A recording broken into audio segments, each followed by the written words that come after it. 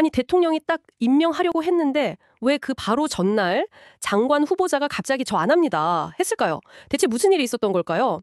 강선우 후보자가 왜 그렇게 사퇴를 결정했는지 오늘 이야기를 끝까지 들으시면 정말 깜짝 놀랄 만한 부분이 뒤에 있습니다. 안녕하세요. 오늘 저희가 여러분과 함께 속 시원하게 파헤쳐볼 주제 바로 강선우 여성가족부 장관 후보자의 전격적인 사퇴 소식입니다.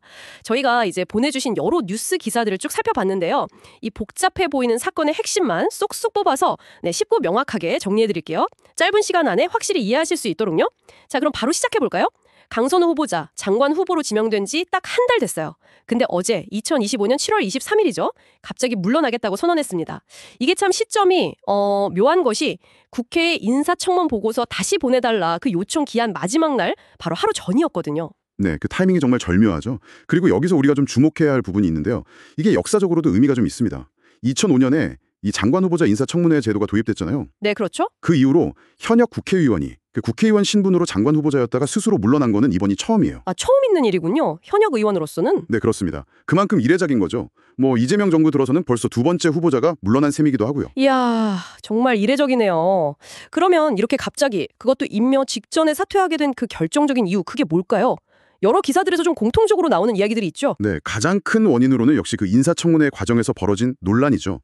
이른바 보좌진 갑질 의혹입니다. 갑질 의혹. 네, 같이 일하는 직원들한테 좀 함부로 대했다 이런 주장이 나온 거죠. 근데 여기에 더해서 이걸 해명하는 과정에서 사실과 좀 다른 이야기를 했다는 거예요. 그래서 거짓 해명 논란까지 같이 불거졌습니다. 일부 기사에서는 예산 갑질 이런 이야기도 하고 있고요.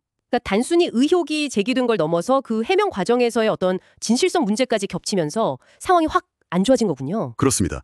그게 결정타가 된 것 같아요. 상황이 이렇게 되니까 야당인 국민의힘은 당연하고요. 심지어는 진보 성향의 다른 정당이나 정부의 좀 우호적인 시민단체들까지 나서서 이거 안 된다. 사퇴해야 한다. 이렇게 강하게 요구를 했어요. 야, 사방에서 압박이 들어왔네요. 네, 압박이 정말 거셌죠. 이런 어떤 전방위적인 압박이 결국 사퇴 결정에 아주 큰 영향을 미쳤다. 이렇게 봐야 할 것 같습니다. 그런 상황 속에서 강 후보자 본인은 어떤 입장을 내놨나요? SNS에 글을 올렸다고 하던데요. 네, 맞습니다. 본인 페이스북에 글을 올렸는데요. 일단 국민 여러분께 죄송하다. 그리고 이재명 대통령께도 죄송하고 또 본인이 속한 민주당에도 죄송하다. 이런 뜻을 밝혔습니다. 그러면서 앞으로 깊이 반성하면서 살겠다. 이렇게 마무리를 했어요. 그런데요, 그 사과문을 보면 정작 논란의 핵심이었던 그 보좌진들, 같이 일했던 분들에 대한 직접적인 언급이나 사과는 없었다. 이 점도 여러 기사에서 좀 지적을 하더라고요. 이 부분은 좀 어떻게 봐야 할까요? 네, 그 부분이 또 약간 논란의 여지를 남겼죠. 물론 이제 민주당 대변인이 나와서 해명을 하긴 했습니다. 국민에 대한 사과 안에 보좌진에 대한 미안한 마음도 다 포함된 거다. 그리고 청문회 과정에서도 여러 번 사과를 했다. 이렇게 설명을 했어요. 포함된 의미다. 이런 식으로요? 네.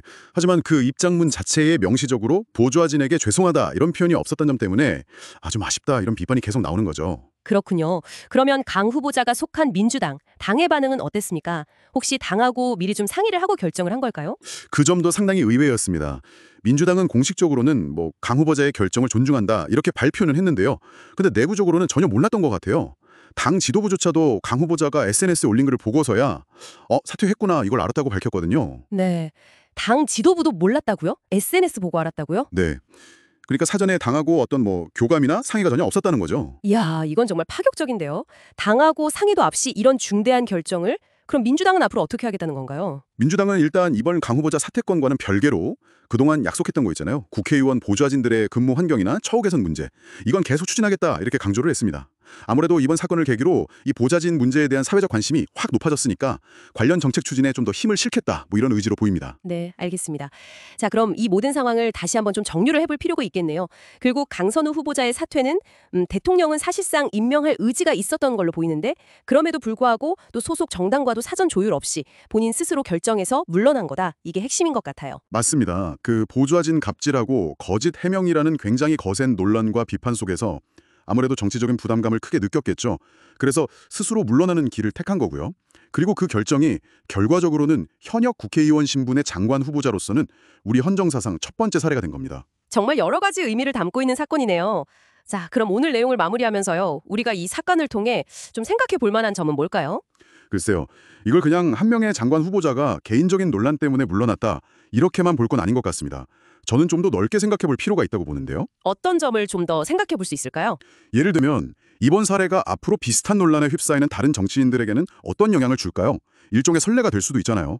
또 후보자를 검증하고 임명하는 과정에서 정당이나 대통령의 역할, 그리고 이런 여론의 힘 같은 것들이 앞으로 어떻게 좀 변하게 될지, 이런 부분들을 한 번쯤 깊이 생각해 보시면 어떨까 싶습니다. 이번 사건의 의미를 좀 더 폭넓게 이해하는 데 도움이 될 것 같아요. 네, 여러분의 생각은 또 어떠신지 궁금하네요.